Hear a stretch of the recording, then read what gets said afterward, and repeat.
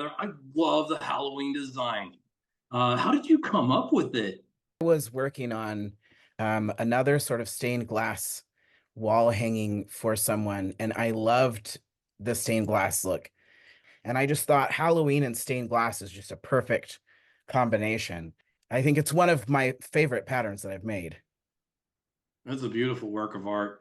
The haunted house looks like a spooky face. You've got the jack-o'-lantern, the black cat, the ghost, the creepy tree. It's all in there. And this is just such a fun, fun pattern. I'm so excited to be working with legit kits that's based on blocks, which is how I do it.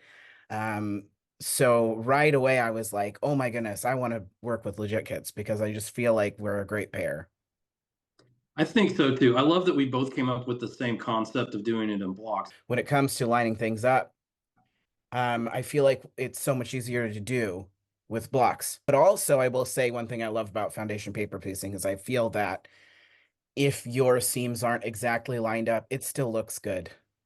This is just super cool, and I'm so glad to be doing this. Yeah, I'm super excited.